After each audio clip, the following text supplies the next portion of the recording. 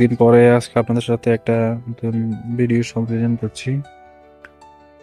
তো আমি গত 5 দিন ছিলাম না, উম, একটা বিশেষ কাজে ঢাকায় ছিলাম। তো আসার পরে কিছুটা সুসংবাদ এবং কিছুটা দুঃসংবাদ আমার চোখে ধরা পড়লো।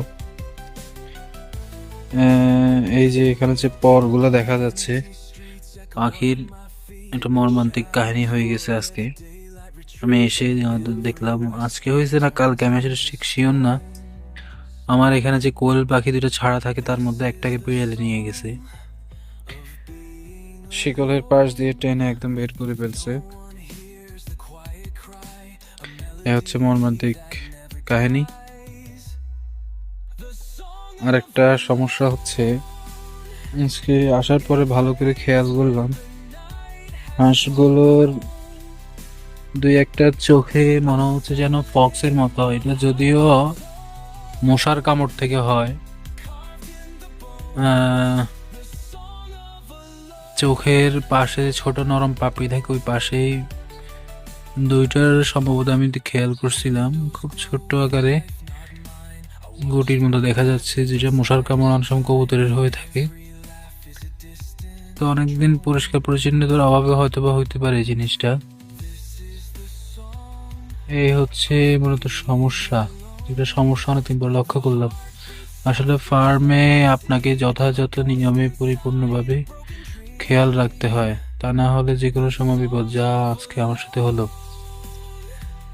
এই হচ্ছে সমস্যা। আর অন্যদিকে একটা সুসংবাদ হচ্ছে,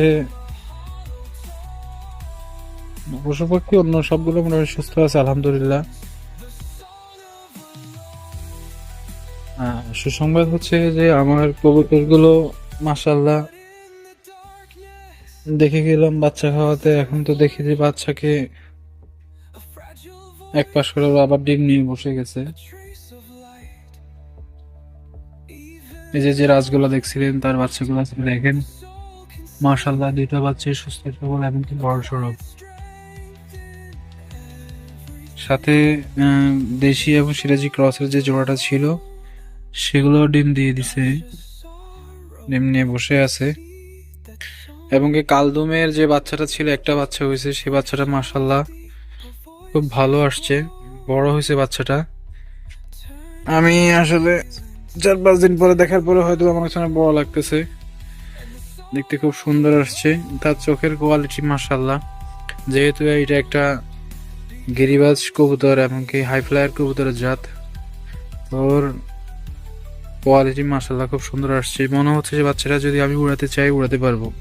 খুব ভালো কোয়ালিটির বাচ্চা, যার চোখের কোয়ালিটি খুব ভালো। যদিও এখানে পুরোপুরি ধরা যাচ্ছে কিনা আমি জানি না, রোদ্রে গেলে যা শার্প হয় তখন দেখা যায় সুন্দর মতে।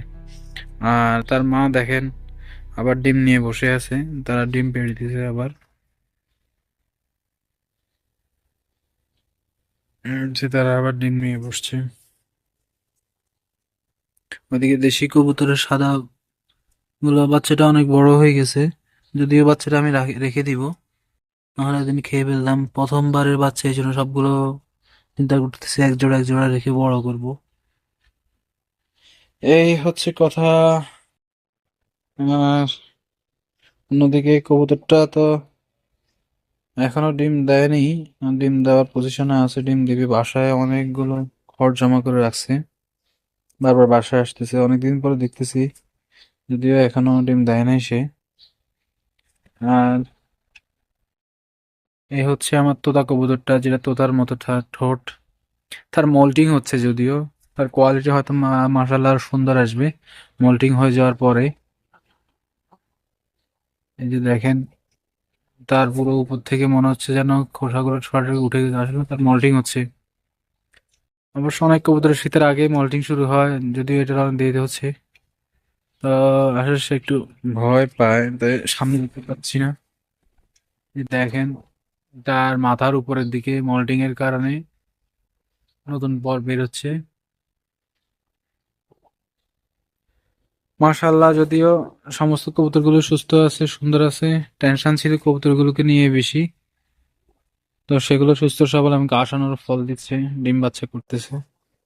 সবগুলো অ্যাক্টিভ আছে। সবচেয়ে দুঃখের বিষয় হচ্ছে আমার এই যে কোয়েল পাখি যেটা ছিল, দুইটা কোয়েল পাখির মধ্যে একটা কোয়েল পাখি আজকে শেষ, হারাই ফেললাম। এই দেখেন, এই জায়গা দিয়ে টেনে নিয়ে গেছে বিড়ালটা। অনেক দিন ছিল এই পাখিগুলো আমার কাছে, প্রায় বছর খানেকের বেশি, 1.5 বছর থেকে 2 বছর হবে, 2 বছর কম হবে না। যদিও এখন আর তারা ডিম পারে না, এমনিই থাকে, জাস্ট মায়ায় তাদেরকে রেখে দিছে আমি।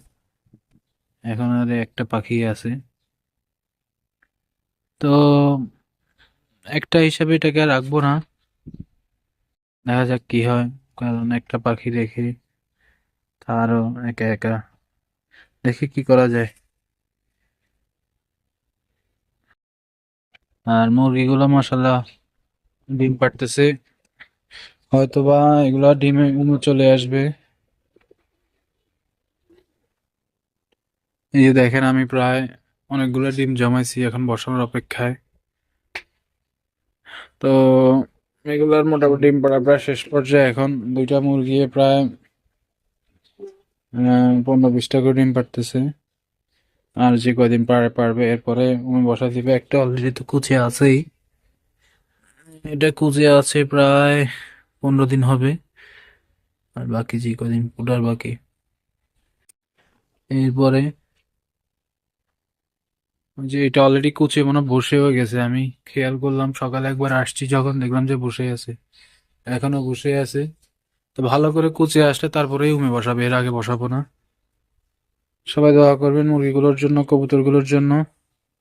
আর অবশ্যই বায়োসিকিউরিটি মেনটেন করবেন, এবং কি আশেপাশে হিংস্র প্রাণী থাকলে সেগুলো থেকে পশু পাখি রক্ষা করতে হবে। ধন্যবাদ সবাইকে।